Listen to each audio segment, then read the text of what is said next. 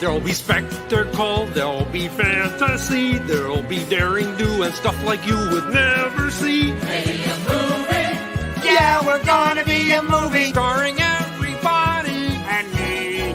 There'll be heroes bold, there'll be comedy, and a lot of fuss that ends for us real happily. Be a movie. We can watch it all develop. Starring everybody. And me. We'll take the world and set it on its ear. Come on, join in. We're gonna start right here. And we are going to start right here. Hello. You are listening to a Radulich and Broadcasting premiere podcast, Triple Feature. And I'm your host, the mandated reporter, and frankly, I'm mortified, Mr. Mark Radulich. And tonight, folks, it's the end of June. We are concluding our survey of queer cinema in celebration of Pride Month, LGBTQI, and all the other letters that weren't included. I am, of course, joined by the super ally, the Ayatollah of rock and roller, Sean Comer. Woo! Hello, y'all. How you doing? Cheers, Sean. Cheers. Yeah. Cheers. Yeah. All right, let's get drunk and talk queer cinema. What you got? A twisted tea there? I got a twisted tea. Hey, good Not choice. a sponsor of this show, by the way. Good choice. Unfiltered Boulevard wheat for me, and a diet Dr. Pepper on the side. Hey, Sean, take my hand and let's walk over the Rememberation Bridge. Let's eat some member berries. Remember, you and I were talking and we didn't have a podcast, but you did a thing with Jeremy Lambert and we were talking nude nuns with big guns. Oh, I remember. Oh, I remember the nude nuns with the big guns. I can't remember. Did you and Jeremy talk about that, or was that just me and you bullshitting? Okay. We did. That was a movie that I recommended to him that he loved about 1,000 times more than I ever anticipated he would. Hi, Melissa. Sorry, every time somebody says hi, Natalia, on the Metal Hammer of Doom, we purr. So it's like, hi, Melissa. Anyway, and now he's gone on to such lofty, such big things at Fightful that I wonder if he even remembers that. Big time Jeremy Lambert. Proud but yes, good man. You guys talk new nuns with big guns, and I piqued an interest for me. Big guns, obviously, but of course. I told you at that time, those many years ago, that one of my favorite exploitations is nunsploitation. I love a good Italian nunsploitation film. People listening to this going, what the hell is nunsploitation? Think blaxploitation, but nuns. And big in Italian cinema. And I used to watch a whole bunch of that shit, like the Something Weird videos and all of that, where you would find a lot of those films.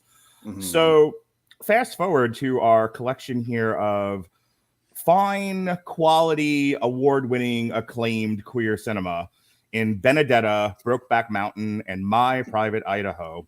I specifically wanted to do Benedetta, one, because I had heard from critics that I take seriously that the Benedetta was one of the best movies of last year. Do I have even the year right on that? 2021, yeah, 2021. I heard it was one of the better movies of 2021 by critics that I take seriously. So I was like, okay, this is something I want to talk about when looking at what's the best in queer cinema right now.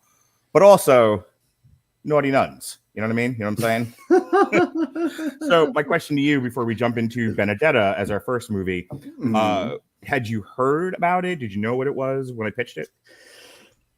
Not really. Not really. I had never heard of it. When I looked up what the premise was, I was decidedly interested in it because it was certainly topical for this month. But there's this one thing that I neglected to take into consideration. I'm not a big fan of period movies. Interesting. I thought you were going to say I'm not a big fan of French film. Because I'm watching this in my bedroom, and you just have to understand I'm old now and I can't see shit. And so when I see the closed caption on the TV, I have to be wearing I got to be wearing my cheaters because I'm old, right? I got to wear my cheaters. So I go to put the movie on, and I'm in bed and I'm watching this lovely movie about lesbian nuns, like you do for family entertainment. And I And I'm like, oh, it's in French. And I'm like, okay, well, it won't be in French forever. And I look it up. I'm like, nope, this was in fact a French movie. But I want to bring this up really quickly before I get into the specifics of the movie and we can start talking about it. From acclaimed director of RoboCop, Paul Paul Verhoeven.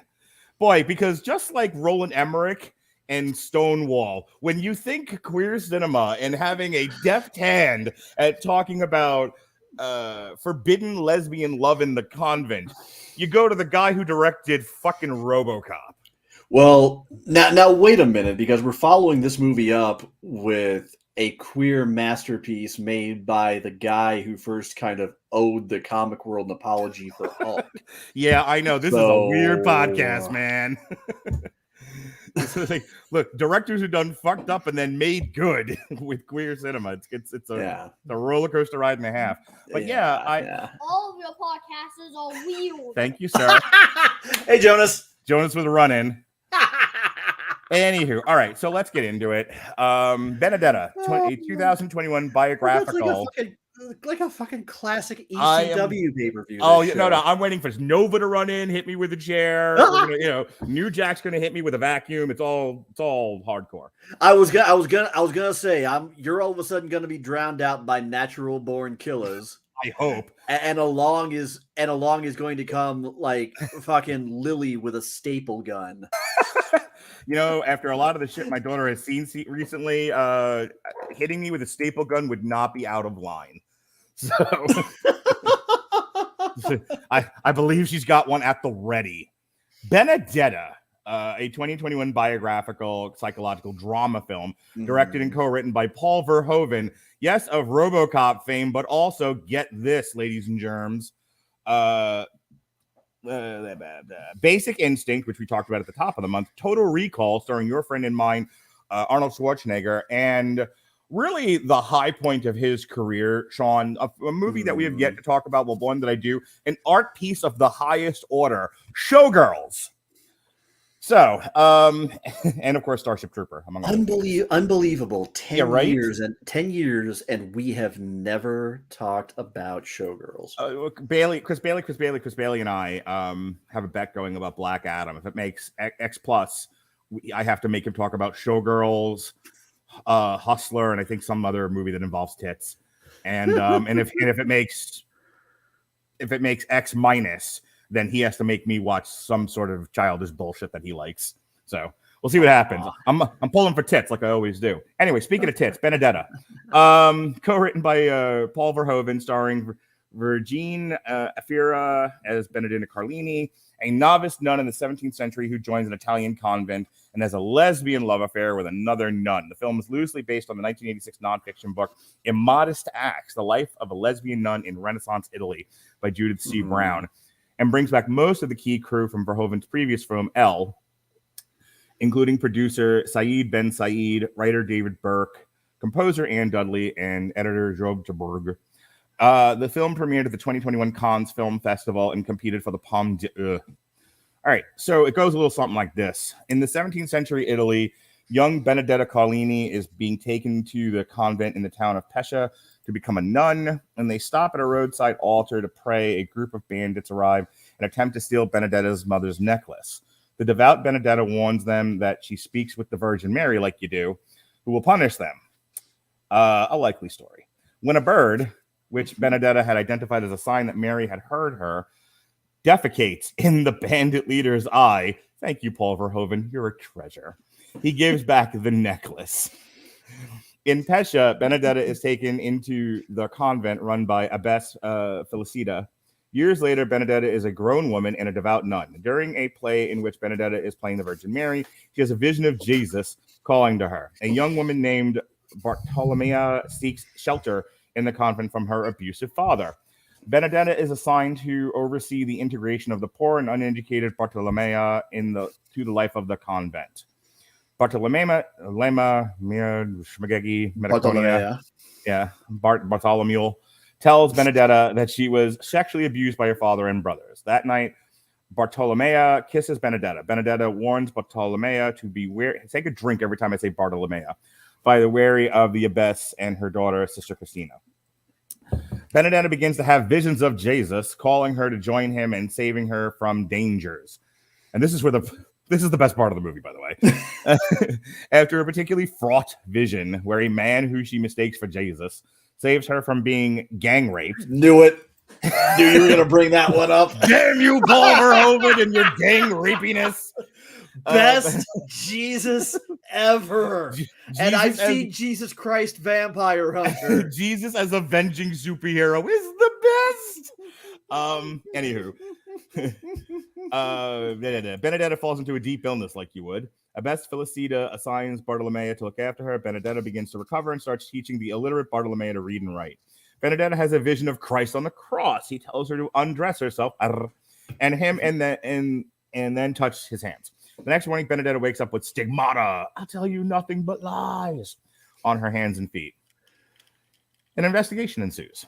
Abbess Felicita is skeptical because previous incidents of the stigmata have always occurred during prayer, and Benedetta was asleep. Benedetta also lacks the head wounds formed by the crown of thorns. After leaving Felicita's chambers, Benedetta collapses. As people rush to check on her, she begins speaking in a male voice, castigating those who do not believe in her. She has now bleeding wounds on her forehead. Sister Christina notices a shard of broken glass on the floor and tells her mother that she believes that Benedetta inflicted the wounds herself. Felicita warns her that the male power structure has decided to verify Benedetta's stigmata as a legitimate miracle for political purposes. Benedetta is elevated to abbess in the place of Felicita. Christina speaks out against this, but is warned by her mother that going against this decision could destroy her.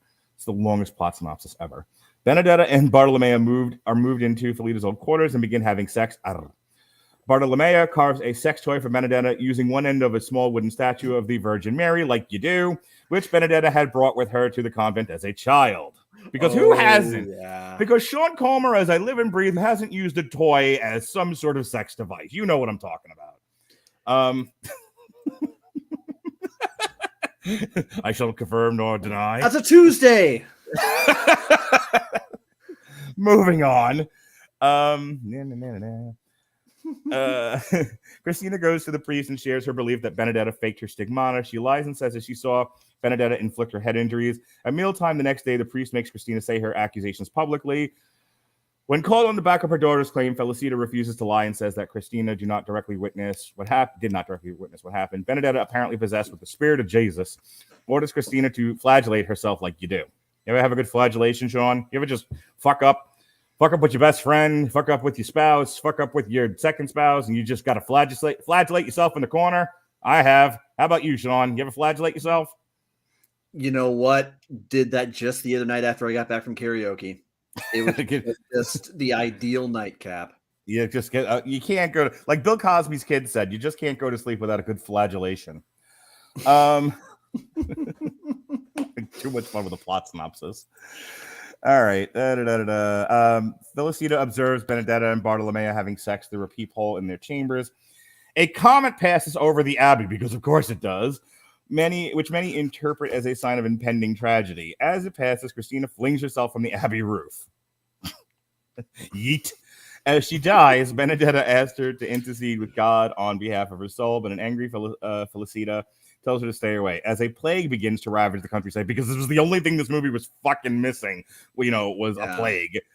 Benedetta has a vision that Pescia will be spared and orders the abbey closed to prevent infection. Felicita slips out and travels to meet with a local nuncio from ECW fame, sharing what she knows about Benedetta's sexual indiscretions. Felicita returns to the abbey. We're halfway through this. Felicita returns to the abbey with Nuncio as the plague worsens. Entering the abbey, they discover that Benedetta has died of unknown causes. As the Nuncio attempts to administer the last rites, Benedetta awakens saying that she was in heaven and has seen the fates of all those present. The Nuncio has his men search the abbey for the wooden sex toy, but they cannot find it. He opens a court of inquiry into Benedetta's conduct. Just, where's the toy, God damn it? When questioned, Bartolomea denies having sex like you do, saying that she loves Benedetta as she does her other sisters. The Nuncio talks with Benedetta in private. As she washes his feet, she notices a flea and realizes that he has likely brought the plague into the abbey. Damn, people bringing plagues into the house. Bartolomea is tortured by Nuncio's men and finally confesses to her sexual activities and leads the Nuncio to the wooden dildo.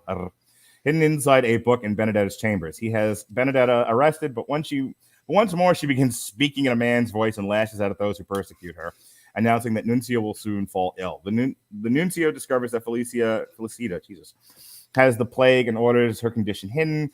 Bartolomea is expelled from the abbey. That day arrives for Benedetta to be executed. Finally, because Bailey. She first asks to speak to Felicita to beg forgiveness. She tells Felicita that Christina is in heaven. A distraught Felicita asks Benedetta what she has seen of her future. Benedetta whispers something to her. The Nuncio is warned that the people of Pescia will not allow Benedetta to be executed, but he proceeds anyway, because of course he does. As Benedetta is led through the crowd, Bartolomea pushes her way to the front and begs forgiveness. Benedetta merely smiles at her and states she needed to be betrayed. In the town square, the Nuncio tells Benedetta that he will allow her to be strangled rather than burned at the stake. If she confesses, Benedetta agrees. Benedetta reveals new stigmata in her hands, begins speaking in a male voice, telling the crowd that the angel of death approaches. Felicita emerges from the crowd and doffs her robe, revealing plague sores. The Nuncio's men begin burning Benedetta at the stake, because of course they do, but the crowd attacks them, forcing them to flee. Bartolomea unties Benedetta, but discovers a bloody potsherd at her feet. The Nuncio flees for safety, but is attacked and killed by a mob. Benedetta arrives and offers to pray for him. The Nuncio asks if she saw whether he will go to heaven or hell. When she tells him he will go to heaven, he accuses her of lying. Bartolomea hustles Benedetta away. Felicita steps on a pyre meant for Benedetta and is boined to death. In an abandoned stable outside of town, Benedetta, Bartolomea awake, having spent the night together. Seeing Pescia in the distance, Benedetta begins dressing, saying that she has to return. Bartolomea begs her to stay, saying that they can finally be together and they can go anywhere. She tries to get Benedetta to admit, just between them, that she faked her stigmata, but Benedetta refuses, insisting that the people need her. Benedetta heads off towards Pescia, and a title card reveals that Benedetta lived in the abbey until her death at the age of 70, and that the plague spared Pescia. Well, isn't that nice? Sean, what did you think of this movie? Well, I take a breath. Well, first off, I'm appalled by the historical accuracy of including Nuncio, but leaving out the crucial rest of the full-blooded Italian apostles. Where was Big Vito? Where was he? No Big Vito, no Sally Graziano, no Tracy Smothers. None of them. None of them. No full-blooded Italians at all. These key, crucial figures in the Catholic Church. I feel like you don't have a lot to say about this movie. How dare you, Verhoeven? I feel like you don't have a lot to say about this movie, Sean. No, I really don't. Because, look, personally, the whole story is the kind that I would love to go back and read the book that this is loosely based on. I think that would be fascinating. But a couple of big problems with it is, number one, when it comes to period pieces, I sometimes feel like they exist in this world so that film snobs can kind of reduce all audiences to these two poles. On the one hand, you have intellectually versed enough to appreciate the historical references and the context and what have you, and then at the other, the people that the film snobs can look down on and just invoke, oh, I suppose it's not worth reading if there's not a comic book, if there's not a comic book based on it, or if there's not Jedis and lightsabers precisely, exactly. And I'm not saying they can't be interesting. I'm not saying there are not good period dramas. I'm just saying that for the most part, when I see one, especially this one, if somebody were to ask me to define Oscar bait, this would be the kind of movie that I would point to. And that doesn't mean it's bad. It just means that it's extremely dry. And also at times it's hard to tell really which element of the story we're supposed to be most concerned about. Is it the lesbian affair? Right. Is it the crooked ass rules lawyering of the Catholic Church? Is it questioning whether or not her visions were legitimate? Like what exact, like which stakes are we supposed to be kind of most invested in. And last but not least, and this is something that the movie, depending on how you look at it, can or can't help, is the problem is the main thing I can't hold against it is the fact that I'm not a French speaker. It's not my first language. It's not my second language. That's currently Spanish, which I'm learning. It'll eventually be my third language. But the problem with that is if you're watching a movie like this that's constantly in that tongue, you have a hard time fully appreciating the performances because you're not really attuned to the nuances of the spoken language. It's the same reason why I have a really hard time watching anime without a dub, is because I'm not fluent enough in Japanese to fully enjoy the experience. What I'm sure is the appropriate native nuance that the actors are adding. So it was 2+ hours of Catholic Church bad, which, I mean, take your pick. There's any number of stories you can tell about. Let me throw this at you. Let me put this in the bed with Madonna and see if she sleeps with it. Yeah, go ahead. I feel like Paul Verhoeven couldn't get out of his own way stylistically, because again, and I made a joke about it, but let's be serious for just a moment. Paul Verhoeven is the guy that does RoboCop and Total Recall, and he's not known for his subtlety. And he clearly has an eye for eye-popping visuals. That's the thing we like about RoboCop. The squibs blowing up everywhere, that sort of thing. Yeah. And so, I do feel like Paul Verhoeven had a perspective on this. He clearly had an opinion about the Catholic Church. He had an opinion about repressed sexuality, something that we talked a lot about with X. Actually, I just re-listened to that last night on my way home. There are people in the film and art industry that definitely have some concerted opinions about sex and how we treat it, how it's treated in the United States versus elsewhere, how it's treated in different institutions, one of which being the Catholic Church. Maybe some of the hypocrisies therein. My problem with this film is he couldn't seem to figure out, was he going for shock value? And he, what I'm struggling with this movie is it would go from this really intimate story about a hidden love between these two women, which is kind of sweet. I think it's a nicely told story about this affair that happens between these two women. And it's like and it's a tale as old as time, especially in the queer community, about I have this thing inside of me that I cannot celebrate and share with the world, lest I be persecuted. And now we're talking about the 17th century, where it would be markedly worse than in modern times. Yeah. And that in and of itself is a fine enough story to delve into. And then as a subtext to that, as a secondary thing, you can talk about the hypocrisies in the Catholic Church. Did we need the visions of superhero Jesus cutting people's heads off? I feel like that's a distraction. Did you feel for most of the movie like the love story that we were kind of first duped into thinking was going to be the central focus of the movie kind of quickly got shunted aside? That's what I'm saying. Like it's almost like Paul Verhoeven's like sitting there like, oh, we have this wonderful lesbian love story. We have this talk about repressed sexuality. We need to talk about, what this means in the greater society, and should we allow people to celebrate their sexuality and all of that. Fuck, it's been too long since we've had a violent killing scene. Kill everybody. And it's like, what am I watching now? Fuck me. You know what? I just realized what this movie is. What is this movie, Sean Comer? This is French Catholic Scarlet Pumpernickel. Go on. Just the end of that cartoon. Oh, and then the dam broke. And then he said the Calvary, but it was too late. Don't you understand? Okay. I didn't know what you were. It's like you got to kill yourself to sell a screenplay these days. Yeah, now I get you. I wasn't quite sure what you were referring to at first. Yeah, it very much felt like that. Like there's a cut of this movie that doesn't have the silly violent scenes in it. Like it was enough to see the woman flagellate herself, one woman yeet off the church, getting fucked with a toy wooden statue. These are all fine, wonderful things to have in your family entertainment. Did we also need Like, let's cut the heads off a group of bandits.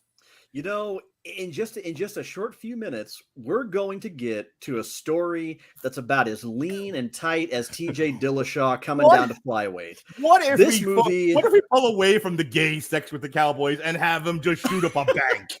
Yeah. Whereas on the other hand, this movie is Rampage Jackson trying to fight at heavyweight in Bellator. God, this is the black on black crime of queer cinema, isn't it? God, this is fucking bloated. Yeah, that's another thing. The runtime, like, I hate to be the ADHD film guy, but this was too fucking long, man. This story of unrequited lesbian love among nuns didn't need to be almost 2.5 hours. Fuck me running.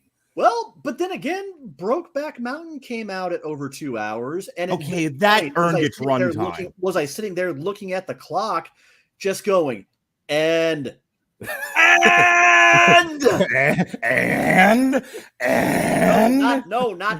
A-N-D, end, E-N-D. Oh, and, well, that too. All right. And then Benedetta sailed off to go live with the elves. Yeah, and then across the Dune Sea. Oh, that's Star Wars. Some nice things about Benedetta. I enjoy the cinematography. I think it's a nicely looking film. Nicely looking. Mm-hmm. I think it's a nice looking film. I think the performances were spot on. Again, Paul Verhoeven gets a little silly at times, so some of the violent scenes are very RoboCop-ish. Yeah. It's weird because thinking that he's also the guy that did Showgirls, and Showgirls is such a poorly acted movie, that he was able to pull really good performances out of this. But I'm also wondering how much of that was the performers themselves and not what's her nuts from Saved by the Bell. Elizabeth Berkley, yeah, that's the one, the very same. All right, are we done with this one? Can we put Benedetta to bed and see if she sleeps with Madonna? By all means. All righty, let's talk about gay cowboys eating pudding. My favorite thing, the very thing. Do you not like that phrase, Sean? You know what?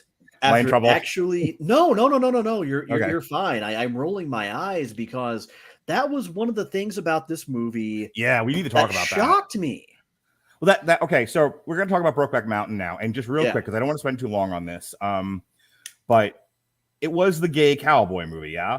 It was like, oh my God, and you would be led to believe that from credit to credit, it's just Jake Gyllenhaal and Heath Ledger banging like there's no tomorrow, just hats in the air like they just don't care. It's one fucking scene, one scene of hardcore gay tense sex, and it lasts 30 seconds, if that. Let me tell you something. A combination of early 2000s straight culture. Yeah. And some marketing that really misled me truly gave me a false impression of what this movie would be. And I was blown away. This now might be one of my favorite movies. This movie is, look, it earns all of its awards that it's won. Absolutely. I think you and I sitting here kind of joining in the cuddle pile saying it's great. Yeah, no shit. Well, and let's face it, this is not going to be a stretch to say this. At the Oscars, it got fucking robbed. It did, but without going off on a tangent here, and I really do mean every word of that, without going off on a tangent, does that not speak to the way minority, let's just stick to cinema, minority cinema is treated, to where you have equally good pictures, but one is just regular picture, another one is sort of minority specific. It's it's a specifically inclusive picture, and the Academy always goes with the white one essentially. I sometimes think it depends on which minority you're talking about, because let's not forget which movie this lost to. I don't remember. Crash. Oh, that's right. I forgot that movie. Yeah. All right. So it is worth it to say, as you're pointing out, that Brokeback Mountain is about two men. There is a subtext of masculinity about the movie. It kind of reminds me of the last one that Ronnie and I reviewed that got nominated for all the awards. The one with Doctor Strange, Benedict Cumberbatch, the Netflix movie. Somebody who's one of my producers, look this up for me. I'm they're all outside now. I can look it up later, but that was also like another one where it was sort of, using the Western aesthetic to talk about traditional masculinity, toxic masculinity, what have you. So Brokeback Mountain, before I get into the actual plot synopsis, is really about this relationship between these two guys and, and a willingness or an unwillingness to confront their own hidden sexuality in a world that will reject them. Not just the heteronormative world, but the Western world as well, Western culture, ranch culture, that sort of thing. And the struggle. But again, like we were saying, that's not how they sold you this movie. They sold you like, come watch Jake Gyllenhaal give Heath Ledger the hard one. It's like, all right. Well, I would go a step further than that. And I'm not going to try to speak for everyone's impression of the marketing. I'll just give you Power of the Dog. Sorry, Power of the Dog. That's the movie. Yeah. The impression I got from the marketing, as viewed through a lens that I will acknowledge as an ultra conservative upbringing, was that I got the impression from the marketing that Jake Gyllenhaal was playing this rather obsessive gay cowboy who was really just harassing this clearly straight man and threatening to bring his entire life coming down around him because he just couldn't accept that this man was straight and didn't want him. And again, I won't begin to speak for everybody else, but I thought that the marketing at times very much made it seem like he was going to be some kind of obsessive antagonist, and that we were meant to really feel most and explicitly for Heath Ledger, Enos, and his wife Alma. And you mentioned the whole gay cowboys eating pudding thing. I legitimately have to wonder if Trey Parker and Matt Stone saw the movie at all before they made that joke. Because it's entirely possible they did, but we're commentating on the commentary. Well, but it's like you said, the actual sex makes up for all of a scant few minutes of that of the rest of the movie, and everything else is this tormented, conflicted romance. And really it's not even so much just that you can necessarily even assume that they're both fully gay, although I'm kind of picking at nits a little bit here. You get the vibe that either and these are both equally valid, that they're both just fully living out these torturous lies of marriages with their respective spouses, or they're both bisexual and just can't quite come to grips with that. We're going to get a little ahead of ourselves here, but a couple of things. Maybe I won't even do the plot synopsis because it's not too much to it. Whatever you decide. Yeah, I kind of want to just talk about the movie. People want to read the plot synopsis. We read the Wikipedia page like I was about to do. But it's two ranch hands. They end up herding sheep in Brokeback Mountain. They end up having sex in a tent. They go back to their lives. One goes and marries a woman, goes and lives his life and has kids. The other one goes to Texas, marries a rich rodeo lady. He has his life. They intermittently meet over the years. And this is what I was getting to. Two things. One, there's a very famous line that's almost been parodied in culture up to this point. It's the one line everyone knows from this movie. I can't quit you, or like, I wish I could quit you. Yeah, I wish I could quit you. No, I think I wish I knew how to quit you. Yeah. Was the line. And the reason why everyone jumps on that one is because without the context, you think it's like he's just obsessed with him sexually, and that, it's like, oh my God, gay sex is the best. He said in a podcast where that will be used out of context later. And you would think that's why he's saying that. That scene utterly misread and misunderstood by people and taken out of context, because what he's talking about is his heart's broken. Okay. Jake Gyllenhaal has been trying to get Heath Ledger over the course of this movie to enter into the relationship that they knowingly have, but keep burying. These two guys are in love with each other. Yeah. And here's what I wanted to say, sort of connected to that.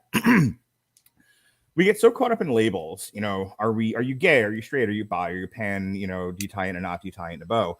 And I often wonder, like, because I read a book years and years ago, and the movie somewhat speaks to this. You know, it was called On the Down Low, and it was like, I'm straight, but like to bang guys. Yep. Sure. Yep. I get it. And like that inability to reconcile the two things, because gay means a very specific thing. And somehow you can reconcile out the actual sex, and it's these other things.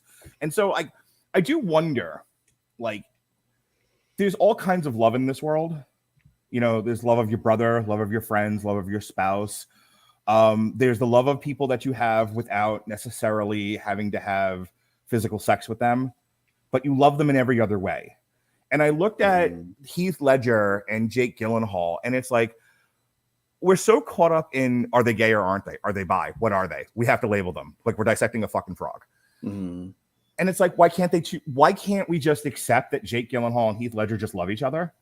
They love each other as brothers. They love each other as men. They love each other as someone who completes the other, yin and yang, and just fucking leave it at that. Because then if you can accept that part of it, you can then move on to the next page of this story is, now what does society think about it? You know, when all you want to do is find a love in this world that gets you through your hard day to day, you know, your uphill struggle, and you do, but the world rejects you because it's not the right gender for you. Like, that sucks. You know what I mean? And that to me is the real story about Brokeback Mountain, but it's so buried underneath all of this juvenile bullshit. You know, like, I'm watching this and I'm like, wow, this is a really powerful love story between these two people and their struggle against a society that rejects any kind of love between, two men, any kind of love between two men. You can't, none men. And I've said this when we talked about Father of the Bride. I've been talking about this a lot with Robert Winfrey on various podcasts. The rejection of men and anything other than stoic earners, people who bring home the bread. Any, loving, feeling, caring, emotional, fully developed, 4-dimensional human beings, utterly rejected, at least in American society. We're not allowed to be that. God forbid you love somebody and you're a man. You're anything but a paycheck.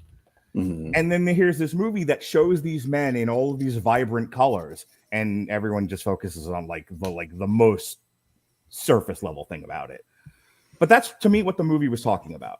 It was, let's get up and close and personal with these two men and show them in all of their, right down to the cellular level, all of their glory, all of their pains and happiness and struggles. And let's show that relationship over the years. And then you get to like the zenith, the denouement of Jake Gyllenhaal, just like, I just want to love you and have a life with you. I want to feel complete for the first time in my life. And there's Heath Ledger going, but I can't. And it's not even I can't, like, I reject the love of another man. It's I have like literally bills to pay. I have a life I have to live. I have his stakes are different. Yeah, they're just not in the, which is a very real thing. You have the love of somebody and they have the love of you, but you're not in a place where you can really celebrate it or experience it, and it sucks. And that's what's going on there. And you ever have that conversation with somebody where you're like, but I want to love you. It's like, well, you can't because you're here and I'm there and we're not on the same page. And that's just reality, pal. Oh, have I ever? Yeah, yes. Buddy. Yes, sir, Bob.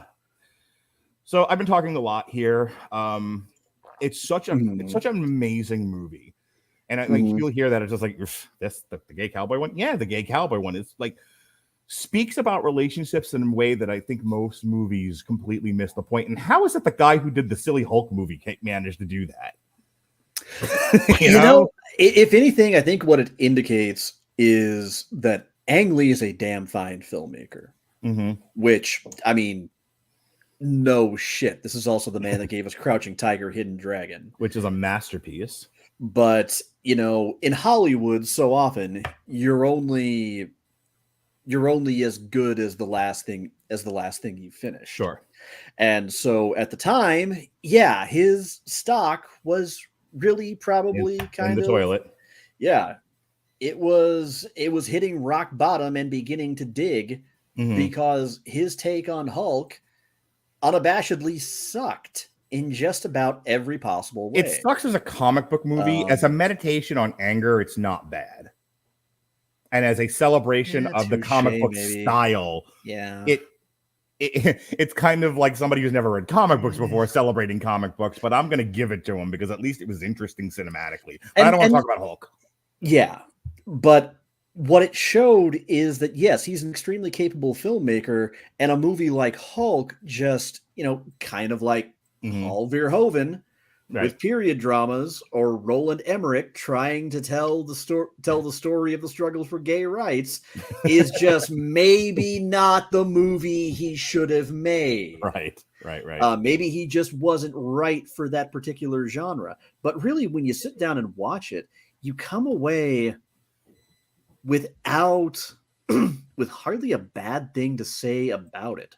There's not a poor performance to be found. It is paced virtually perfectly.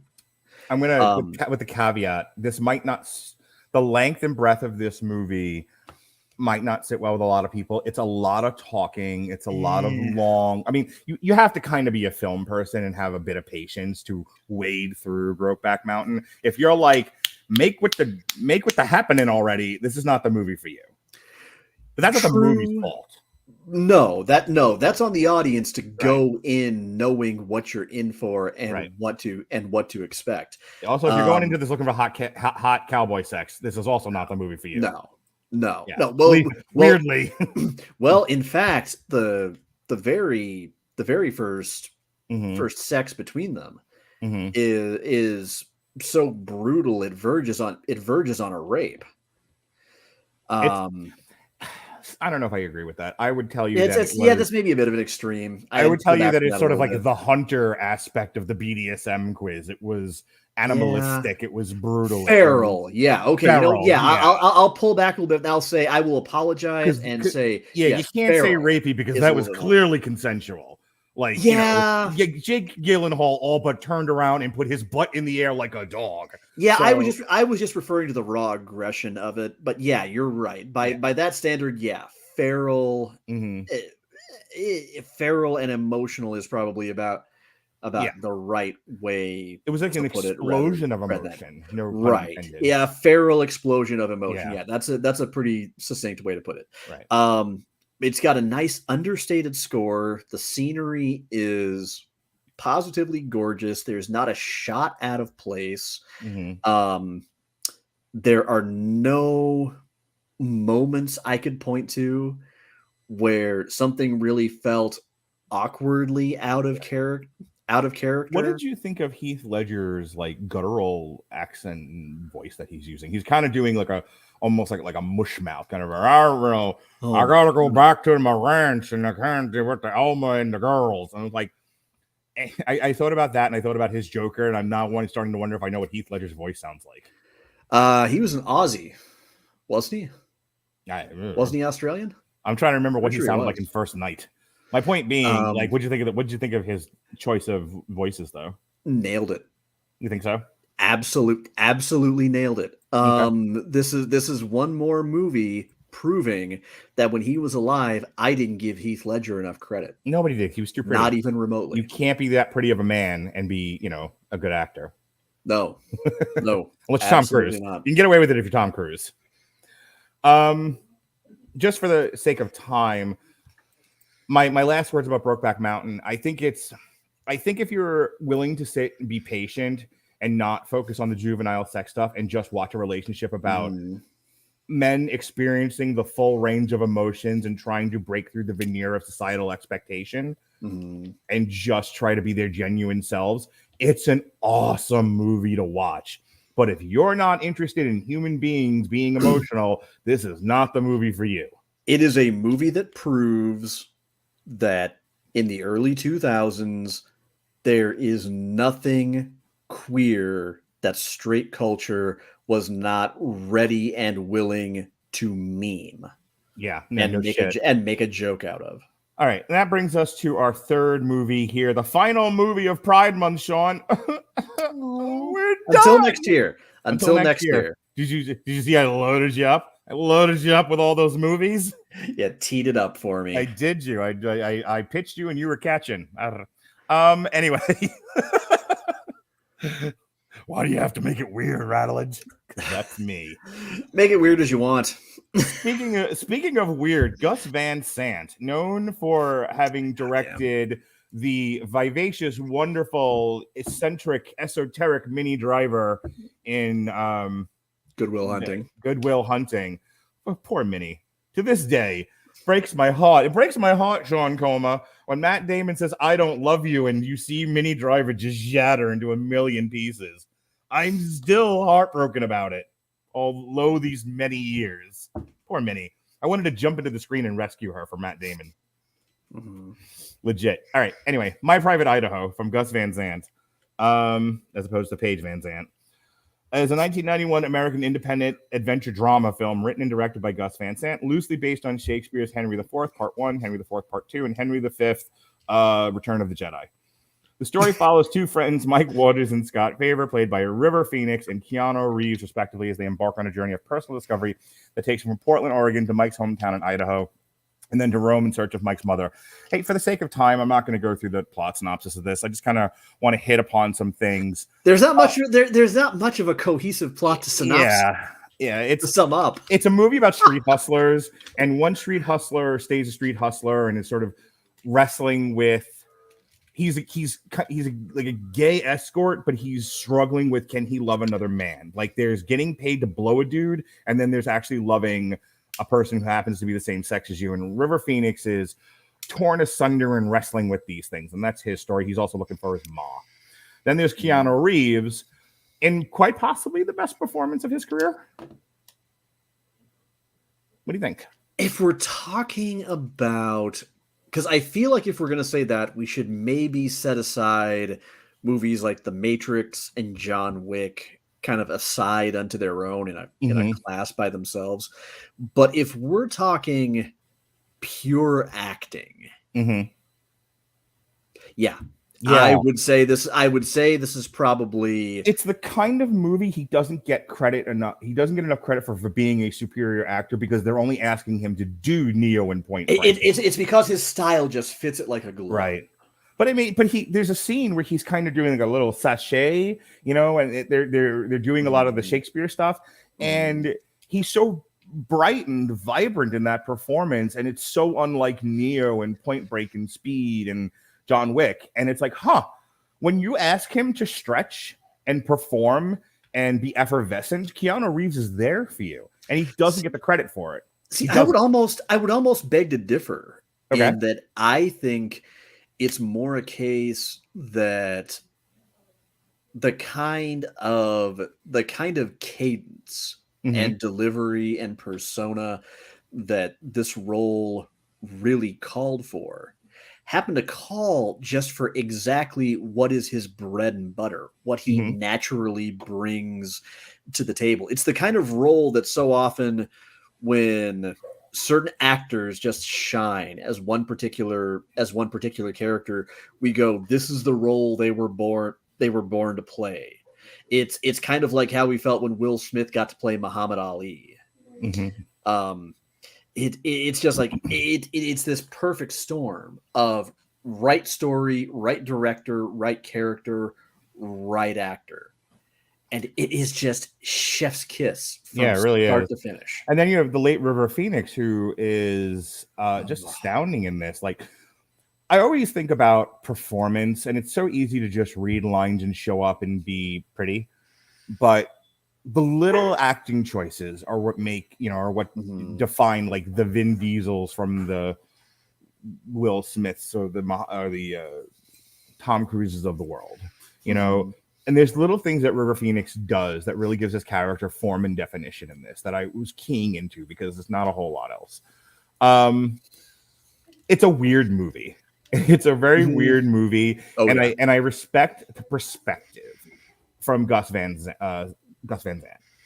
I'm not entirely sure what he's driving at without having to do more research on it and reading. It's kind of one of those, I watched it and I'm like, I respect that you had a thing you had to say. I'm not entirely sure anyone understood what it was you were saying. You know, the closest I got to answering that, because I kind of briefly wondered the same thing, but I came to realize I don't think there was any one specific thing he was trying to say, so much as he was trying to tell this kind of episodic ode to Henry IV, but he cast it in a setting and with characters that made it such a landmark of queer cinema, because it was a story where queer audiences got to look at it and truly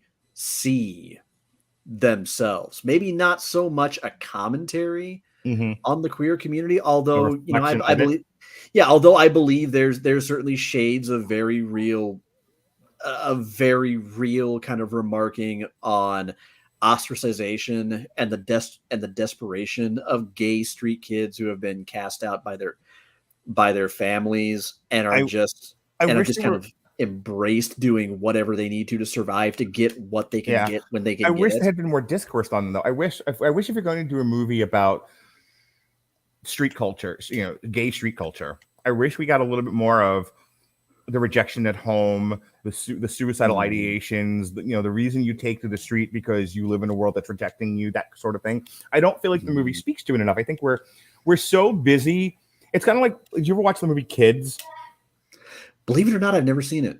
So Kids is very much like a day in the life of kids in crisis, and it's just like they just kind of move from one set piece to the next. That's my problem with my own private Idaho. The more I talk about this, is that it doesn't feel particularly cohesive. It doesn't feel like we have a through narrative. It more feels like a series of episodic things that are happening until we reach our conclusion. and I think that's fine. It works in some cases. I don't think it works in every case, and it may not work for everybody. It didn't work for me. I think the closest we get to a through narrative is kind of this parting of the ways where, and forgive me if I get these, because I almost got the names wrong right before I said them, where Scott has kind of made his long sought after come up. Yeah. He's kind of risen above the destitute circumstances that everybody else is first forced into, and then just kind of embraces, because it kind of becomes their identity. It becomes woven into their DNA.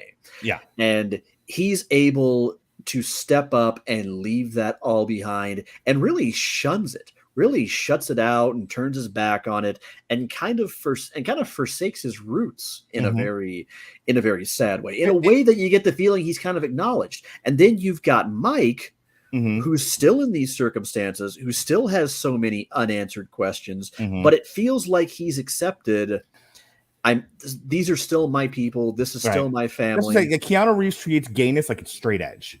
Like, I want to be part of the straight edge punk scene. I want to be part of the gay street culture scene. Yeah. But when I got to grow up and get a job, I'm done with you. I'm done with you gays. And that's and I wanted to talk about this before we cease discussion for the evening.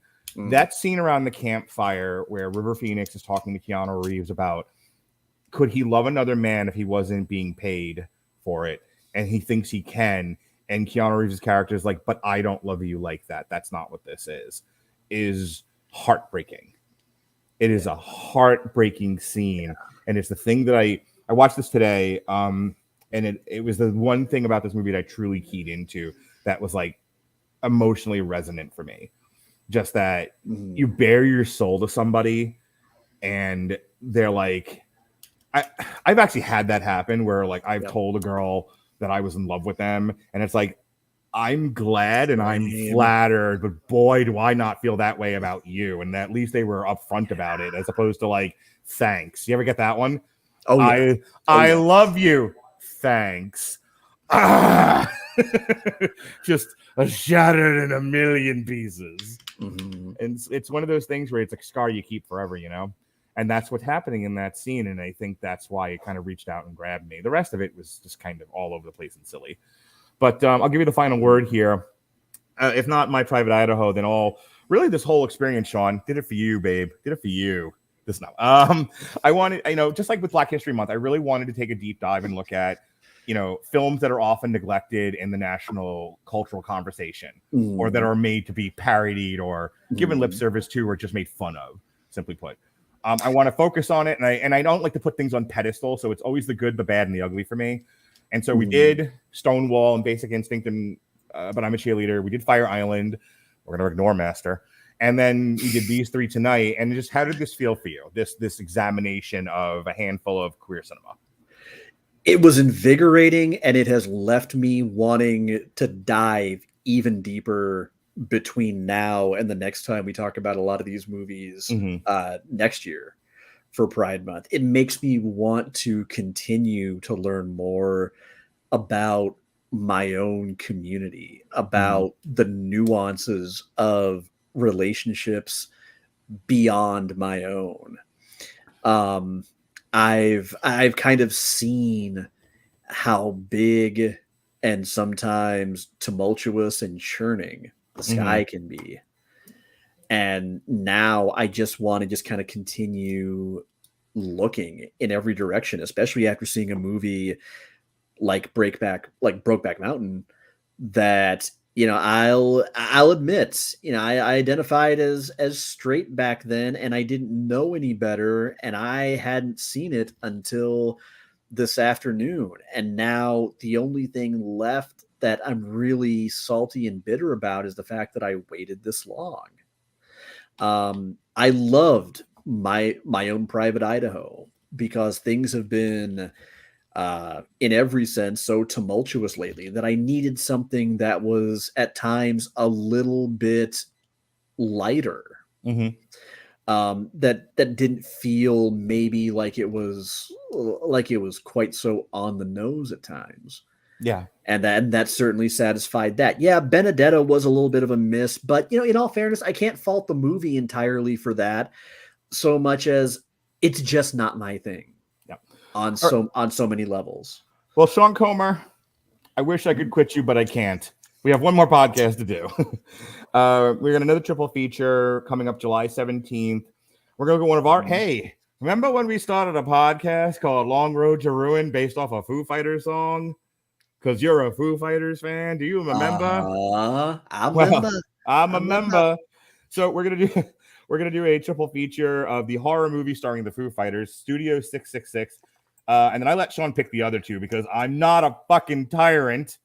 I don't have to pick all the movies all the time, everywhere all at once. So Studio 666, Tenacious D and The Pick of Destiny, and one of my favorites, baby, Detroit Rock City. Woo! You and what army?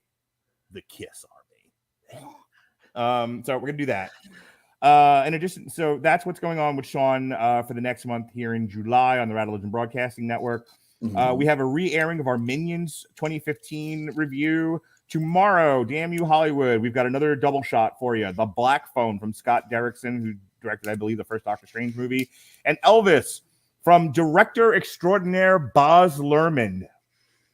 So that's going to be fun. Wednesday, we just have a daytime show, nothing at night, because I'm going to a speakeasy, Sean. Get that. I'm going to a speakeasy. I'm being taken to a speakeasy to watch sexy burlesque dancers. Speakeasy and sexy burlesque dancers. Fuck my life. Be jealous, motherfucker. Oh, I am. Mission accomplished. You are, man. So no podcast because I got to do sexy things, not nerdy things. I've been told. It's what I've been told. It's what they tell me. So instead, speaking of nerdy things, we're gonna be shut up. We're gonna be reviewing All Elite Wrestling, New Japan, Open the Forbidden Door, which I'm told was a hell of a show. Yeah, it was really good. And then Thursday night, Dave Wright and I will be looking at Lower Deck Season 2, Star Trek Lower Deck. So that's what we got going on the Radulich Broadcasting Network. All right, tell them where you twitch and shout, Sean. Okay, everybody. Lately, I've been a little quiet on social media just because of how hectic things been, and I felt the need to kind of go inward. But you can find me on Twitter and Instagram at the handle you see right there on your screen, at Comer Codex. My Twitch channel is actually the very same, twitch.tv/ComerCodex. You can find me Wednesday, Thursday, Friday afternoons, sometimes TBD, because I am back in full-time dad mode again. Woo! So things are, I love it. I'm loving it. So things are sometimes subject to change, but usually I'm going to be on probably Wednesdays, probably around 4 o'clock, Thursday and Friday. Probably expect me sometime around 11 a.m., noon typically. The upcoming schedule for that is I am going to be back, baby, back like a vertebrae on the 29th at 4 p.m. That is a Wednesday. I am going to restart The Messenger, indie side-scrolling love letter to the classic Ninja Gaiden series. Once we wrap that up, my plan is that I am going to jump into Wolfenstein: The Old Blood, kind of resume our Nazi slaying shenanigans. I'm going to begin my dive back into the Batman Arkham series with Batman Arkham Asylum once we finish that. And after that, I'm going to take it back to the indies with the charming side-scrolling, story-driven A Night in the Woods, which I am currently finishing up right now. And one last thing, little update on a future project. I've done it. I have scripted the first 4 episodes of my new podcast, The 5:30 Train. I promised I was going to get 4 episodes scripted by the end of June, and I have done it. I've got them roughed out. I am going to be recording them in July, and I expect the podcast to premiere in early August. I will just tell you that our first episode is going to be 30 minutes of me giving you 5 good reasons why in the year of our holy clusterfuck 2022, it is absolutely not too late for you to sit down and enjoy for the first time BioShock, one of my favorite tense environmental horror games ever released on any system. Should be a good time. All right, folks. He's Sean. You're not. Be an ally. Don't be a bully. I'm Mark Radulich. Be well, be safe, and behave.